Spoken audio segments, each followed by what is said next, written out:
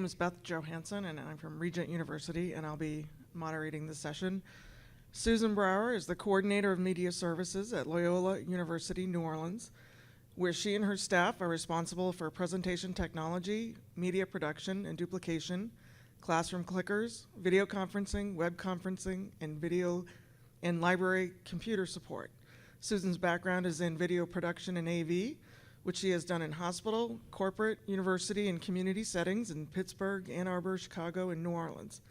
She worked at Tulane doing media production and managing the campus cable system before jumping the fence to work at Loyola in 1996. She's been a member of CCUMC since then and has presented at several conferences, served as conference host, and is currently serving a second term on the board of directors. Susan also teaches yoga at Loyola's Recreation Center and attends yoga teacher training workshops in New Orleans. Susan.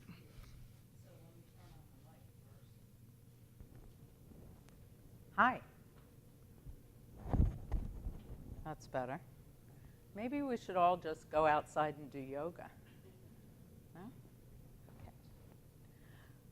All right, so this session is piloting web conferencing. And I'm going to start with a digression. So, have you ever noticed how similar lecture capture and web conferencing look on the screen? The interfaces are real similar. Of course, this is a web conferencing interface. It has 3 people, presumably in different locations. But, and lecture capture would typically have 1 video stream. But the screen's split up into different sections. There's notes. Oh, okay. All right, wait 1 second. Is it going back and forth? Okay.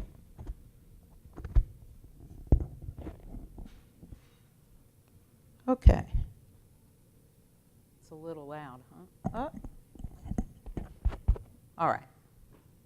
So we're doing lecture capture here, and I need to be on this mic so you can hear me and so we can record it.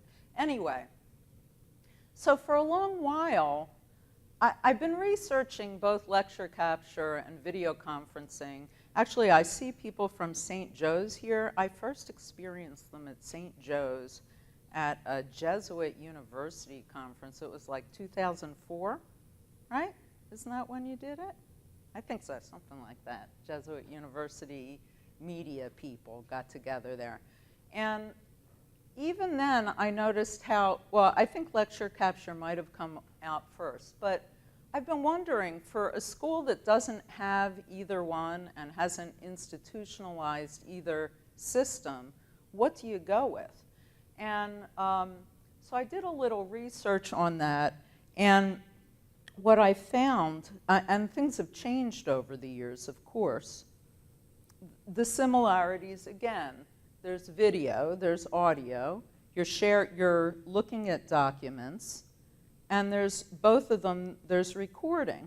So what are the differences? Well, the difference is really in the intent, in that web conferencing systems are geared primarily for live communication between different parties. And lecture capture is really geared for recording a lecture, a live lecture. Both of them, though, the functionalities have really been meshing together, especially recently. So most high-end, most lecture capture systems, I would think, have streaming components so they can be live over the web. Video conferencing, of course, has a recording function. So with lecture capture, the recording is a little more refined, and the video is better quality, generally. And with lecture capture, the search function for people who go to the file is more refined, in that they can search generally through a transcript or through PowerPoint slides and find the place in the lecture that they're most interested in. With video conferencing, of course, you just have that slider at the bottom, but you can still jump through the recording and find your spot. So it's really a matter of choosing what little aspect of what your school needs and what people are asking for. But honestly, from what I understand, MediaSite, for instance, does both pretty well. So then you're talking about cost. MediaSite's pretty high end. But I think it's something to think about. Actually, how many people have systems on their campus now, web conferencing, say? Okay. And of you, how many of you have more than one system, web conferencing? So your campus hasn't necessarily institutionalized on a system. And what about lecture capture? How many people are using lecture capture? More. Oh, that's interesting. Okay. And how many people have both? And who's using lecture capture and web conferencing the same system for both? One. So so it all depends. And what system is that? What system handles both? Well, technically it's Polycom, but Accordant is the video capture, and Polycom bought them out. Ah, so it's Accordant, which was one of the first lecture capture systems. Okay. So very interesting. So Accordant or Polycom now is doing both. So if you're just getting into the game, this is something to think about, these different functionalities. So I said that was a digression. Oops, there's my sound. Woo! Okay. So let's move on a little bit.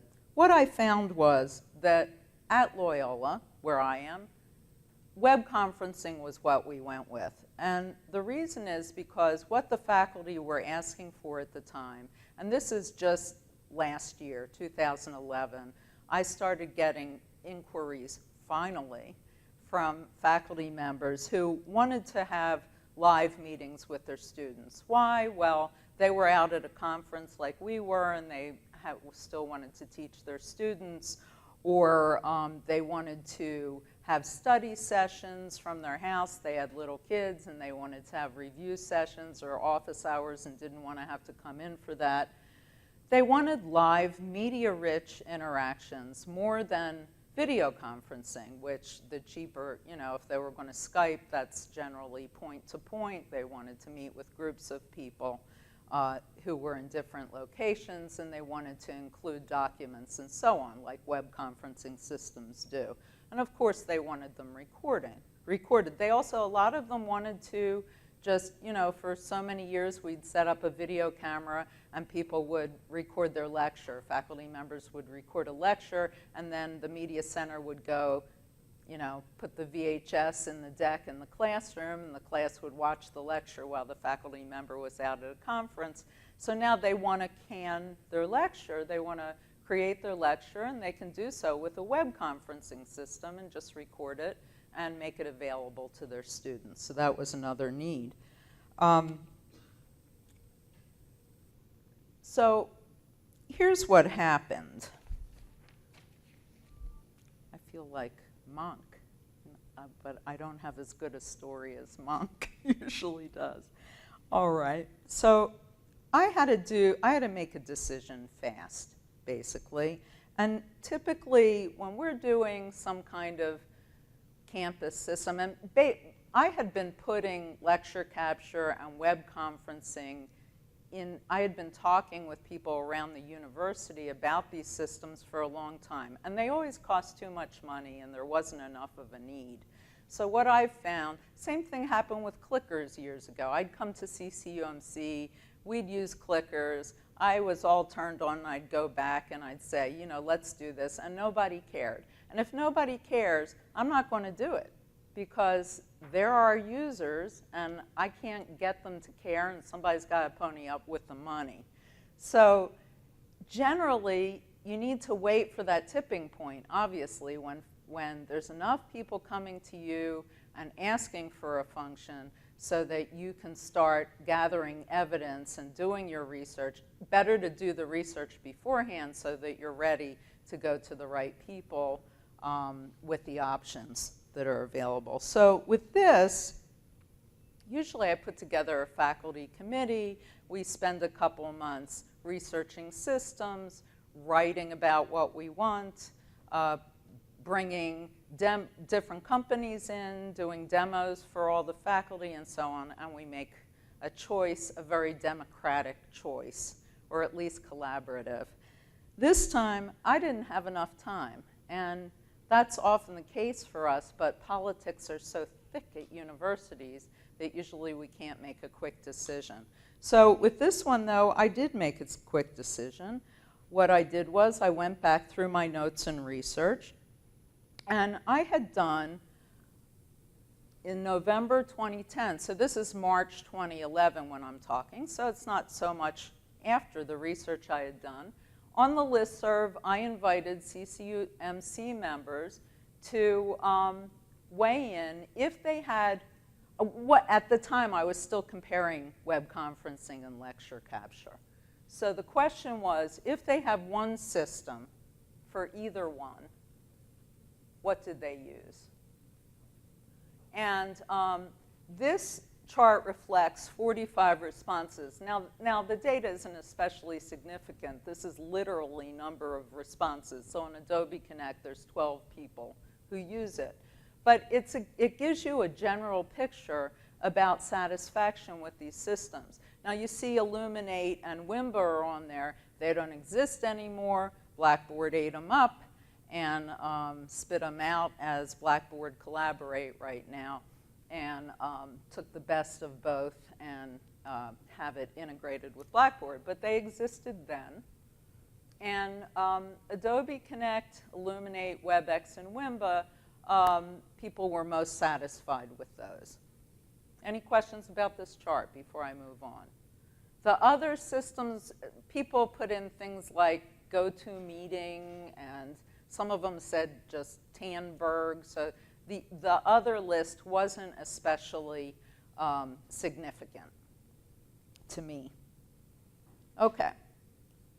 And I also asked people if they used more than one system. Got a lot more responses for this, 119 responses, what they used.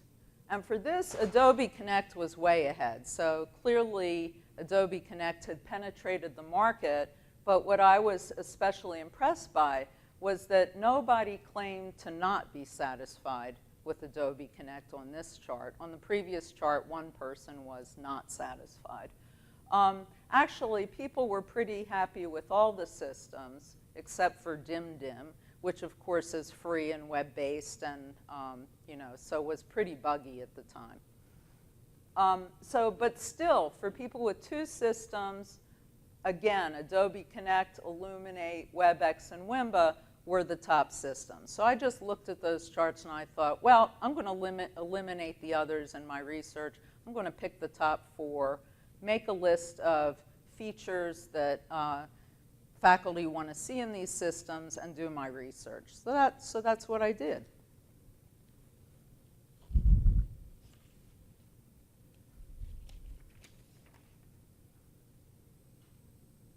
Okay, so shopping for a system, what features did we want? Well, obviously ease of use of the interface, the audio quality and capabilities. Now, Voice over Internet Protocol is, a typical system now. It's not anything special, but when I was first researching them in the mid-2000s, that was a big deal. And a lot of the systems only worked through phone lines, and that didn't look too good with the video. It didn't sync up too well, and Voice over Internet Protocol was fairly new. But the question is, how is the quality, and how many people can get on at once? And of course, they'll all tell you it's unlimited. The software allows an unlimited number of users, but of course that depends on network and bandwidth. And of course, with audio, whether they're wired or not, these days a lot of students especially will be wireless, will refuse to use headsets. So that's an issue too. How well does it handle audio? And video, same thing. How many simultaneous inputs? How well does it handle it? So what are the other functions with the system? Participant interaction modes. How's the whiteboard work? The data sharing, chat and polling, and all the other functions that you find with web conferencing.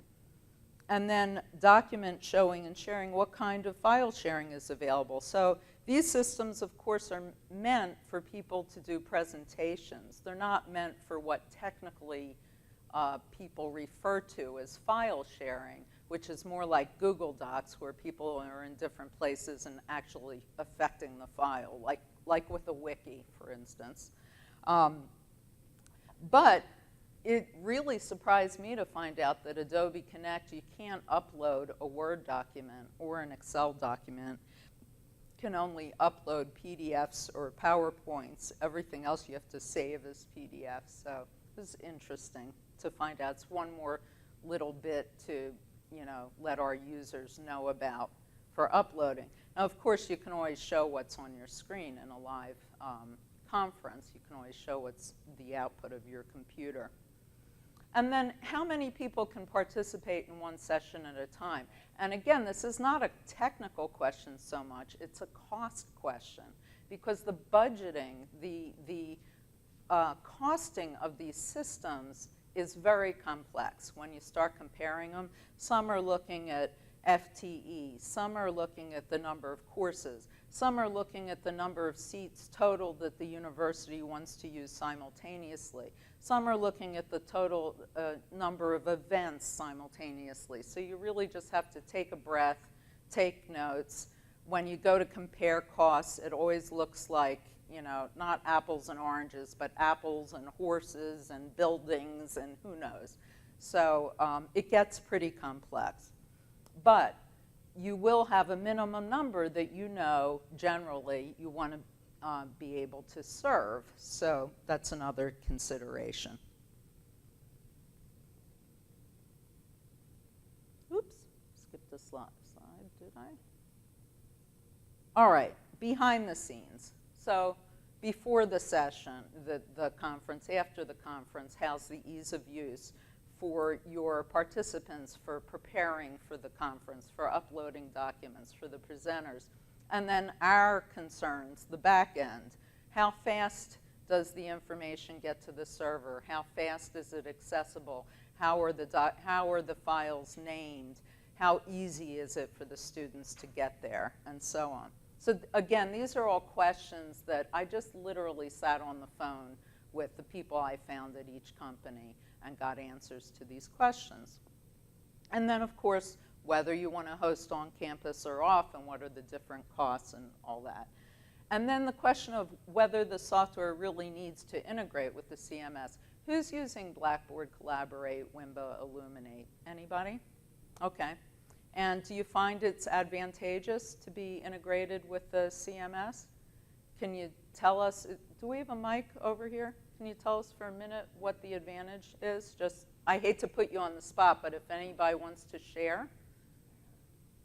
Nobody want, if you don't want to share, I'm not going to make you.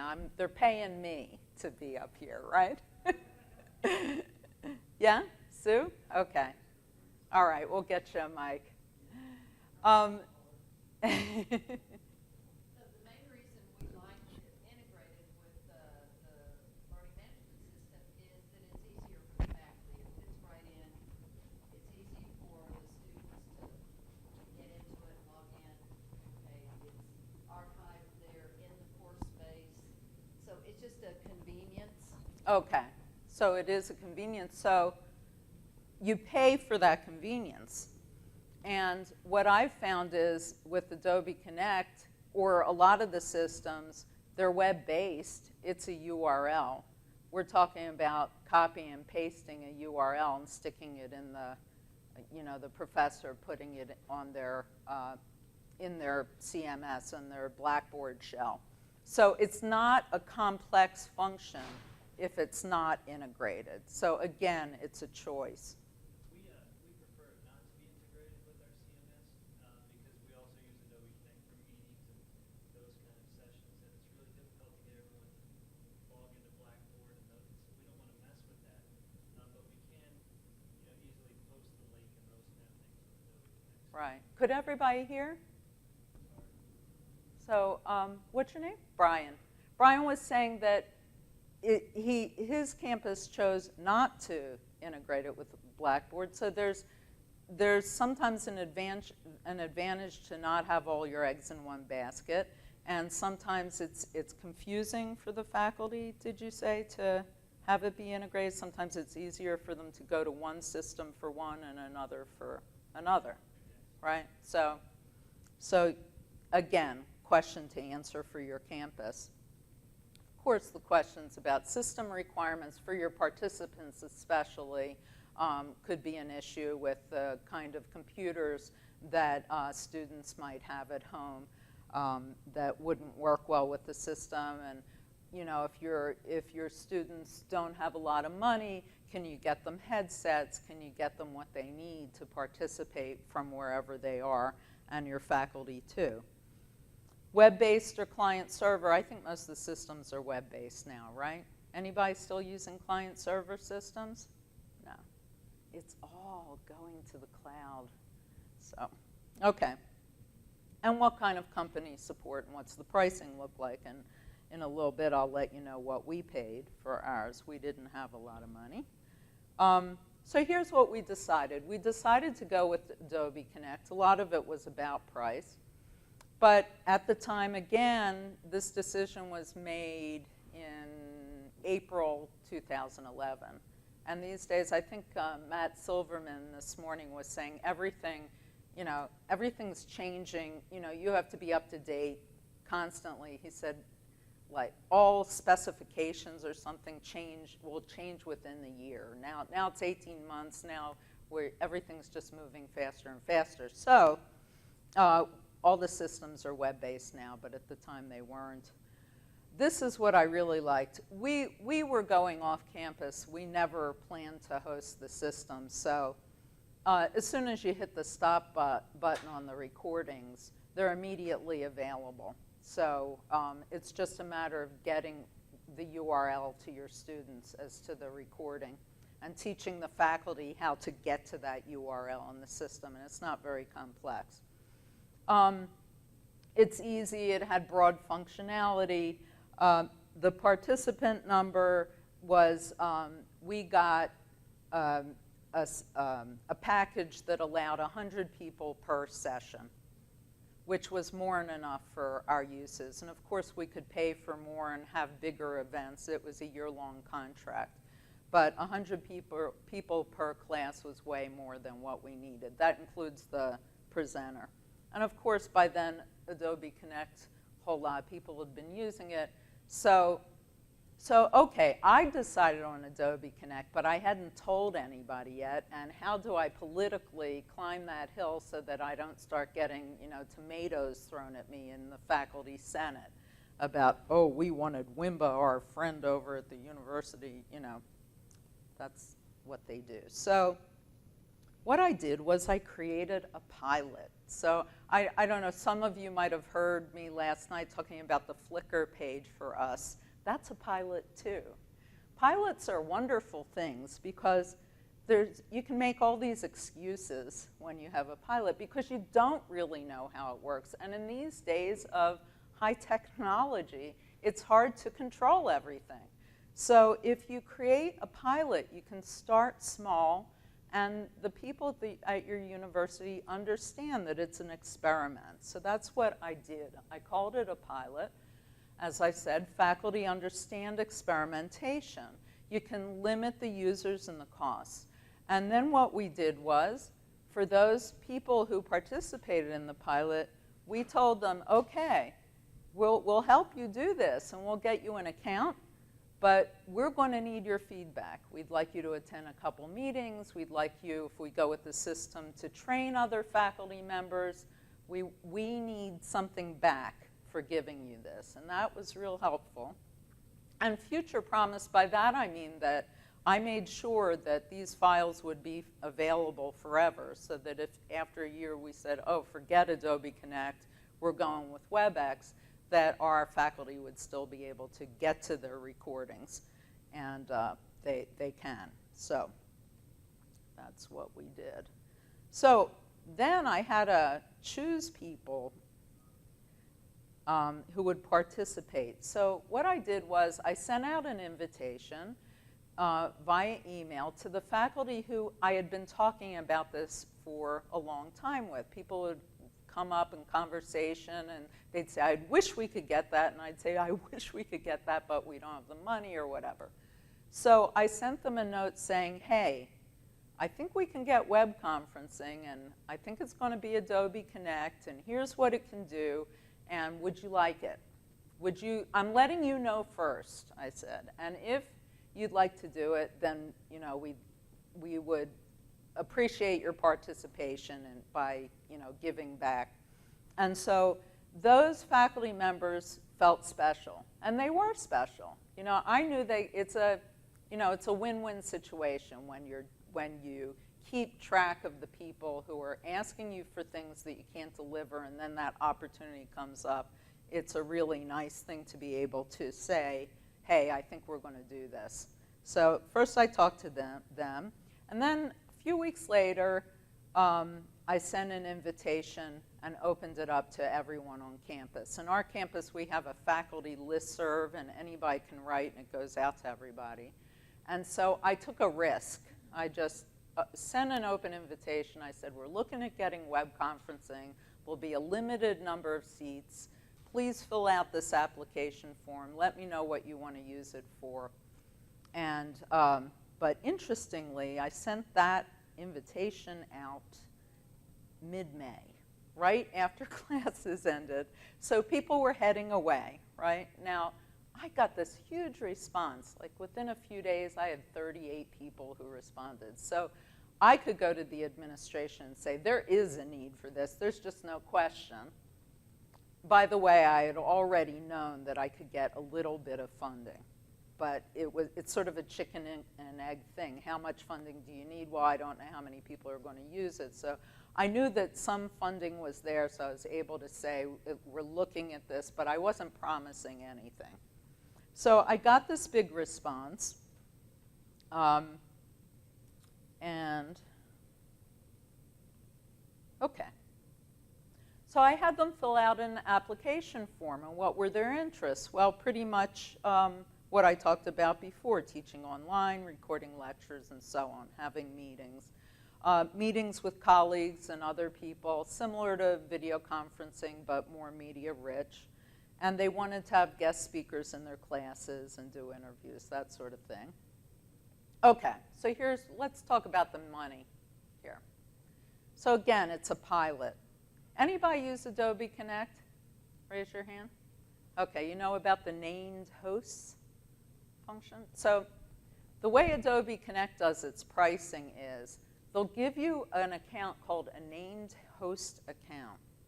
And it's pretty inexpensive. We got 10 named host accounts for $1,349, which means one named host account is $135 for a year, right? Plus, we had this $450 setup fee. So literally for the pilot, that's what we paid Adobe Connect, $17.99. But there's limitations to the named host accounts. And what it is the person who is the named host is supposed to be at every meeting or event or class that has that account. So in other words, they're saying don't share them. You can't share them with anybody. So what we did was we had more than 10 faculty members who wanted them. We whittled it down to about 15 after all that response. There were about 15 who were willing to participate. So we kept one for us so that we could test the system, help people out. And we gave out we made 9 faculty members named hosts, and then made them partners with other people, say in their department or in their college, and we let them work out the named host business. So maybe I should turn off the mic, I'm not sure.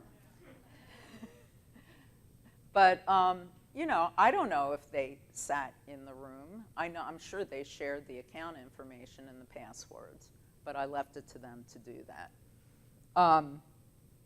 And then the admin account was nice to have, not only for us to test, but of course through the year, faculty members came to us, staff came to us and said, hey, can we use it once? Or, often, it's so wonderful when you get a phone call where you can hear them scratching their head and they say, well, we want to talk with like 5 people in 5 different states, and we want them to see documents, and we want them to be able to talk back, and maybe some video, and do you have something like that? And I just get so excited because now I can say yes. And so that's what we use the admin account for, of course, to work with them, and we would sit in on those meetings. One really nice use that's going to continue is the alumni office contacted us. They had monthly meetings with the chairs of the alumni groups. There's an alumni group in a lot of cities around the country. I'm sure a lot of your schools have that too.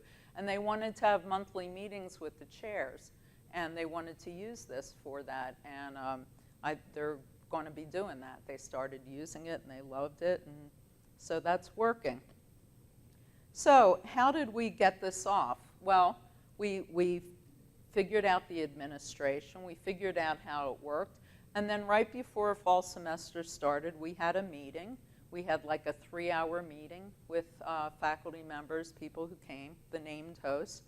We gave them some tech advice, gave them a check sheet, a training check sheet. I can show any of you that later. And we set up a Blackboard site so that for a repository for training documents that they went to. And of course, throughout the year, we did one-on-one help and training. And then in the spring, we had the faculty members come back and talk about what they liked, what they didn't like, and so on. And we really didn't get out of those faculty members what we should. I think the rubber will hit the road this year when we have to train more people. Will involve those faculty members even more. Hopefully they'll respond. Okay, let's look at some surveys that we did. So the blue bar is a survey that was taken in December of 2011, and the red bar was taken in the spring, in March or April this past year. And you can see the number of people participating. So 11 people responded for the fall survey and 11 for the spring survey. Question is, did you use Adobe Connect during the current semester? And you can see how many did. So some of them got accounts but didn't even use it, right? So that happens. Notice, though, that, I mean, we're talking about a small sample, but one more person did use it in the spring. They're not all the same people, mind you. And fewer people didn't use it in the spring. So the number of people who used it grew. How many separate times did you use it this semester? And so you can see over time that in the fall, the blue bar, more people used it 6 to 10 times, whereas in the spring, you see a lot of people using it from 11 to 15 times. So 4 people used it in the fall up to 10 times. 3 people used it in the fall 11 to 15, whereas we have 6 people using it up to 15 times. And then a couple people used it even more than that. So again, it's not big numbers, but we see a little growth there. What was it used for? So all the things that I mentioned before, these are the typical uses of it, mostly for teaching classes, a lot of them for meeting with colleagues. Other was things like special events, things like that. And finally, do you expect to use it in the future, this is beautiful, I think.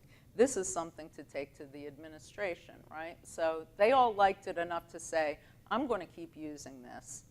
And so it was helpful to do this assessment, of course, because it sold the system to the campus. So what are we going to do now? We bought 30 accounts, so it justified buying more accounts.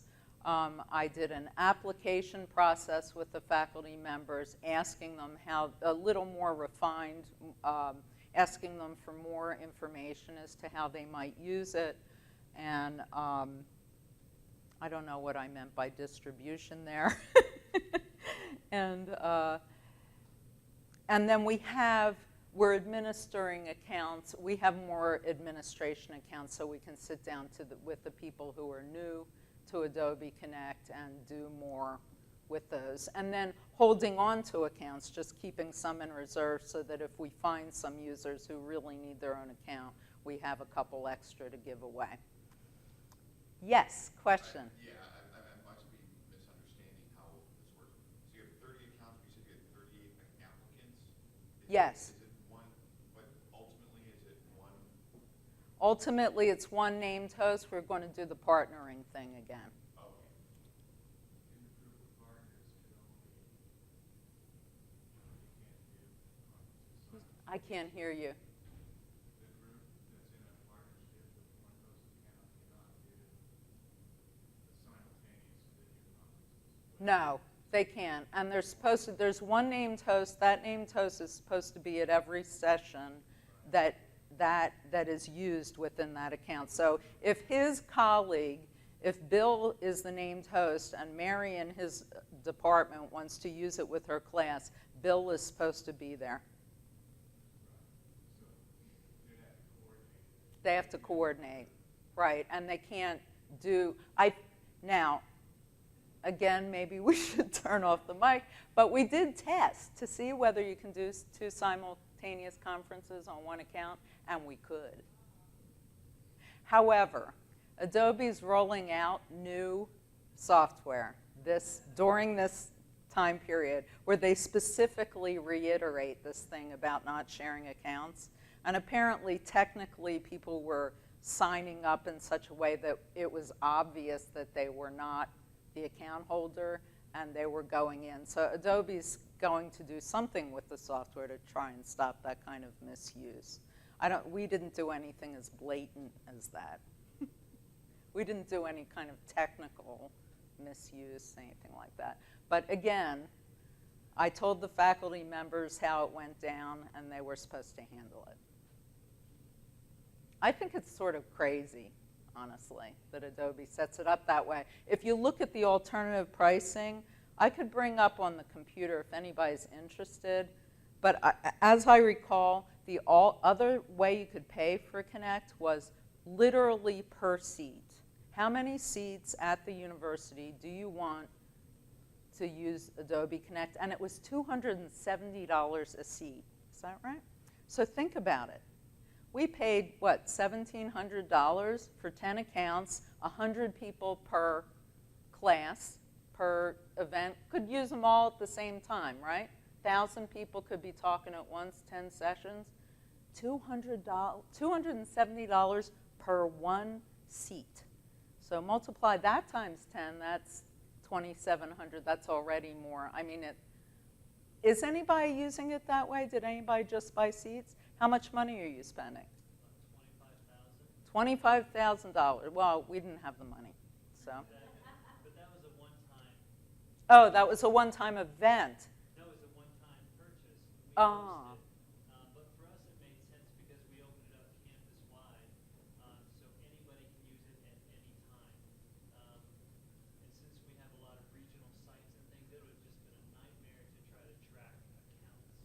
So for us, it made sense to make that one-time purchase and then just open it up. And if we monitor how many seats are being used at one time, and if we start reaching that limit, we'll just up the amount of seats. Could everybody hear? Yeah, I was wondering how many host accounts.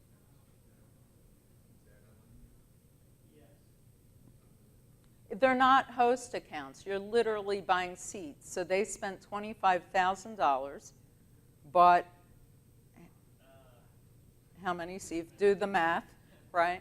But you said a one-time purchase, but they're annual. They're annual fees, but we host on site, so that kind of cuts. Okay, so that, yeah, that changes it too. Our client servers on campus, we have 100 host accounts in unlimited service. Mm-hmm. We also purchased a seminar room, which will allow us to open it up for unlimited, well, I wouldn't say that, but 300 plus connections at one time, and we can use that one seminar room at any time that we need. Right. Adobe Connect also has this seminar room function that allows you broader use. So there is some flexibility with it. Say though, I mean, are you actually getting that many users? You talk about return on investment. I mean, there is a lot of monitoring, but it is so cost effective. You're able to assess beforehand once you, and then afterwards you get feedback. But if you've got that kind of money, then obviously you don't care how to, do as much assessment. Yeah. Well, it's rare that we're in that position, right? So, yeah, that's the point. I mean, if you take away anything, it's call it a pilot. You know, call it a pilot, start small, talk to your faculty. It's easy for me to do at Loyola. It's a small campus. It's, 4,500 students, relatively small. I'm not sure how many faculty, but I'm a faculty member, so I have access to the other faculty. But you either have access directly to them or through people in your department. And there's a way to talk to people and find out what they need and get things going. And if you start small, then it can grow. Actually, about 6 or 8 months ago, I talked to Adobe Connect, and they suggested that I get the named accounts and call one alumni, and then anybody who wants to in the alumni group can use it. Call one communications, one English, assign them. They told me to do it that way. Oh, and they said anybody could use it? Ha ha ha ha. That's different than my sales guy. That's what I wanted. Of course, I asked, well, let me get one per department or, 10 per college or something. Said absolutely not. Had to be assigned with a particular email address, right? A unique address. So we'll see how that changes over time. And by the way, I didn't get the PowerPoint on the proceedings, but you see a narrative of everything that I've said, and I'm happy to send you the slides. I waited to do the slides. So, any other discussion or questions? Yeah, Deborah. Absolutely. We had one business professor who wanted graduate students, who split up his class into different small groups. And we gave him an account, and he was supposed to be at their little group sessions, and they shared the account. So sure, students can use it. And if anybody wants a demo, I can demo what Adobe Connect looks like or what the back end looks like too. But anything else? It's mid-afternoon. Maybe we need a sugar hit. Maybe we need some sunlight. Any other war stories about web conferencing, lecture capture? No? Okay. Can end early then. Thank you very much.